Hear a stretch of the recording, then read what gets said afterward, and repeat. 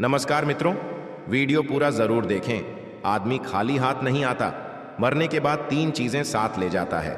जानिए रहस्य। सब कहते हैं कि मरने के बाद कुछ भी साथ नहीं जाता है, सब यहीं का यहीं धरा रह जाता है।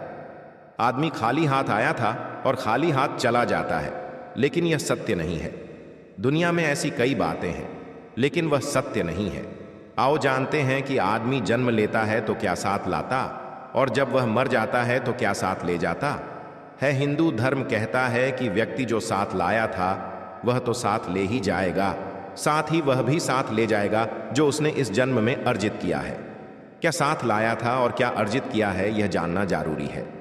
व्यक्ति जब जन्म लेता है तो अपने साथ तीन चीजें लाता है: एक संचित कर्म, दो स्मृति और तीन जागृति। हाँ, एक चौथी चीज भी है और वह है सूक्ष्म शरीर। इसके संबंध में हम बाद में कभी बात करेंगे। क्या है संचित कर्म? हिंदू दर्शन के अनुसार मृत्यु के बाद मात्र यह भौतिक शरीर या देह ही नष्ट होती है, जबकि सूक्ष्म शरीर जन्म जन्मांतरों तक आत्मा के साथ संयुक्त रहता है। यह सूक्ष्म शरीर ही जन्म जन्मांतरों के शुभ अशुभ संस्कारों का वाहक होता है। संस्कार अर्थात हमने जो भी अच्छे और बुरे कर्म किए हैं वे सभी और हमारी आदतें। ये संस्कार मनुष्य के पूर्व जन्मों से ही नहीं आते, अपितु माता पिता के संस्कार भी रज और वीर्य के माध्यम से उसमें सूक्ष्म शरीर में प्रविष्ट होते हैं, जिससे मनुष्य का व्यक्तित्व इन दोनों से ही प्रभावित होता है। बालक के गर्भधारण की परिस्थितियां भी इन पर प्रभाव डालती हैं। ये कर्म संस्कार ही प्रत्येक जन्म में संग्रहित एकत्र होते चले जाते हैं, जिससे कर्मों अच्छे बुरे दोनों का एक विशाल भंडार बनता जाता है। इसे संचित कर्म कहते। अब जब व्यक्ति मरता है तो इन्हीं संचित कर्मों में इस जन्म के कर्म भी एकत्रित करके ले जाता है।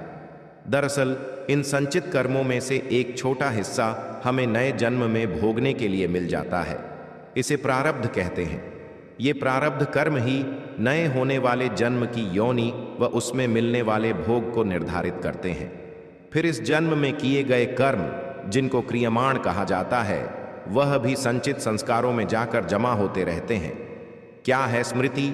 1% भी लोग नहीं होंगे जो अपने पिछले जन्म की स्मृति को खोलकर यह जान लेते होंगे कि मैं पिछले जन्म में क्या था। प्रत्येक व्यक्ति के पास अपने पिछले और इस जन्म की कुछ खास स्मृतियां संग्रहित रहती हैं। यह मेमोरी कभी भी समाप्त नहीं होती है।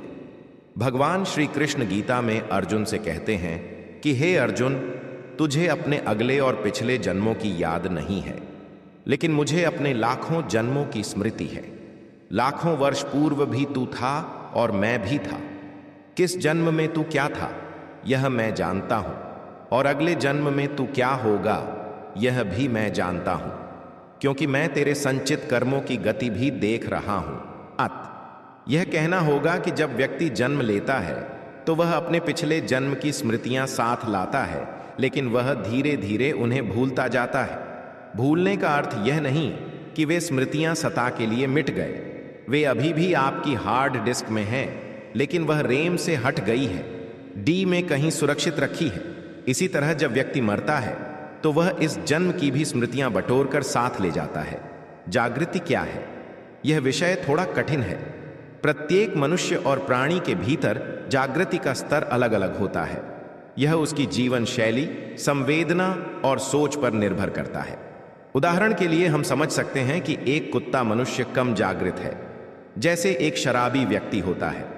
आप में बेहोशी का स्तर ज्यादा है तो आप भावना और विचारों के वश में रहकर ही जीवन यापन करेंगे, अर्थात आपके जीवन में भोग, संभोग और भावना ही महत्वपूर्ण होगी।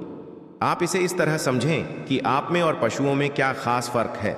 आप कपड़े पहनते हैं और थोड़ा बहुत सोचते हैं, लेकिन आप में वही सारी प्रवृत्तियां हैं जो कि एक पशु में होती है, जैसे ईर्ष्या, क्रोध, काम, भूख, लालच, मद आदि सभी तरह की प्राथमिक प्रवृत्तियां। प्राणियों को प्राणी इसलिए कहते हैं कि वह प्राण के स्तर पर भी जीते और मर जाते हैं। उनमें मन ज्यादा सक्रिय नहीं रहता है। मनुष्य में मन ज्यादा सक्रिय रहता है, इसलिए वे मन की भावना और विचारों में ही ज्यादा रमते हैं। वे मानसिक हैं। मन से ऊपर उठने से जागृति शुरू होती है। जागृति की प्रथम स्टेज बुद्धि और द्वितीय स्टेज विवेक और तृतीय स्टेज आत्मावान होने में है। प्रार्थना और ध्यान से जागृति बढ़ती है। उक्त सभी को मिलाकर कहा जाता है कि व्यक्ति अपने साथ धर्म लाता है और धर्म ही ले जाता है।